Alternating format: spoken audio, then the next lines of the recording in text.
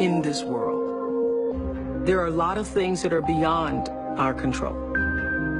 But what you do have control over is how you react to whatever happens in your life. What I now know is that we all become exactly what you believe. So if you believe that you can do all things because you have been endowed by a power from on high, given to you by the grace of God, if you believe that, you walk into the world understanding that whatever problems you may encounter, you still have God to lean on. As I grew, my perception and understanding of what God means grew with me. I expanded my view of what it means to be a citizen of the universe, to be a part of the energy field that is omnipotent, omniscient, all-knowing, and all-present in all things. And so my confidence comes from knowing that there is something greater than myself, that I am a part of and is also a part of me. I call that God, but I do nothing without that understanding. How I think one masters one's life is to understand that you are co-creating that life with the ultimate creator. Not understanding that puts you at your own pitiful, meager little will. And everything is left up to you. And you can't do it. You cannot survive in this world by yourself, just believing in yourself. You're not big enough to do it. I'm not big enough to do it. Nobody's big enough to do it. You have to understand that your very presence here as a human being on earth came from something greater than you. And not just your parents who wanted to have a child. The fact that that egg was hit by that particular little sperm in that particular moment, and you were created. Wow. How amazing is that? Of all the different choices that had to happen in order for you to be here now. What a celebration that is. So when you recognize the mystery of that creation, all the circumstances that had to configure and reconfigure themselves, all the questions that we don't have answers to, you have to know this: the fact that I'm here matters. The fact that you're there matters. This is no accident. None of us are. When you do well, people notice. When you do your best, people notice. And so wherever you are, always do your best, and doing your best puts you at the next level. Nothing about my life is lucky. Nothing. A lot of grace, a lot of blessings, a lot of divine order, but I don't believe in luck. For me, luck is preparation meeting the moment of opportunity. There is no luck without you being prepared to handle that moment of opportunity. And so what I would say for myself is that because of my hand in a force greater than my own, I have been prepared in ways that I didn't even know I was being prepared for. And the truth is, for me and for every person, every single thing that has ever happened in your life is preparing you for the moment that is to come. A lot of people don't know their purpose. And if you don't know your purpose, your immediate goal is to figure that out, because otherwise you're just wandering around here. So the moment you can figure out what it is you're supposed to be doing, the sooner you are able to get about the business of doing that. The universe speaks to us always, first, in whispers. And a whisper usually in your life feels like, that's odd, or that doesn't make any sense, or is that right? It just really feels like that. It's that kind of subtle. And if you don't pay attention to the whisper, it gets louder and louder and louder. And I say, it's like getting thumped upside the head. You don't pay attention to that. It's like getting a brick upside your head.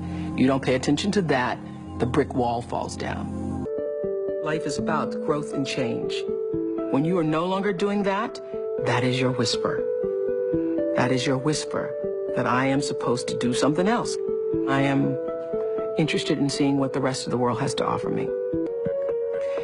Anybody pretending to be anything other than who you really are, you will never, ever reach your personal potential. You cannot do it. I have known for a very long time that I am a blessed person, and that to whom much is given, much is also required. That you can't have all of this and not use it for something that is for the greater good. Your intention rules your life and determines the outcome. Every time it would happen, I would say to my team, well, it doesn't matter, because every season somebody else was coming out. One talk show, two talk shows, three talk shows. There have been over 100 talk shows since we started. But every time I would feel like, all right, got to step up our game, got to step up our game. The way you step up your game is not to worry about the other guy in any situation, because you can't control the other guy. You cannot control the other guy. You only have control over yourself. So it's like running a race. The energy that it takes to look back and see where the other guys are takes energy away from you. And if they're too close, it scares you. So that's what I would say to my team all the time. Don't waste your time in the race looking back to see where the other guy is or what the other guy is doing. It's not about the other guy. It's about what can you do. You just need to run that race as hard as you can. You need to give it everything you've got all the time for yourself. For yourself. What I know is you got to take responsibility for the space you hold here. And understand that the third law of motion, which says for every action, there's an equal and opposite reaction, that is my religion. That is the fundamental construct of my religion. And by that, I mean, I know that every thought that I think, every thought that I have that moves into action is going to create an opposite and equal reaction. So everything that I put out into the world is going to come back. It's the golden rule on steroids. The golden rule on steroids. It's true that as you do unto others, they will do unto you. It's already done. There's an energy field, there's an energy flow that I strongly feel in my own life. And I know lots of other people who do. You're either in flow or out of it. And if you're in flow, it's like this. It's like this. All the time. It's like this. It's like flowing with the stream. And the flow is in direct proportion to the center of yourself, where God abides, where universal energy abides, where the divine within you abides. How far you are from the center, from the divineness of yourself, from your connection to source energy, that which created you, is how out of sync you are with your life, regardless of what you call it. When you can align with that, nobody can touch you. Gary Zukov calls that authentic power. In his book, Seed of the Soul, he says, when your personality comes to serve the energy of your soul, that is authentic power. And that's the only real power there is, because you're going to lose everything else. I don't care how beautiful you are. One day, your breasts are going to sag and your eyes are going to bag and you're not going to be as beautiful. And it doesn't matter how much Botox and how many times you get yourself pulled up and how many hairdos and how many makeovers or what you do, you know, that doesn't last. It's just like the most beautiful flowering tree. Everything passes and it's time. It doesn't matter how much money you have, how much power you have, how high you sit on the Forbes list, how many times you make the most influential list. All of that changes. all of that changes. But what is real, what is lasting, is who you are and what you were meant to bring.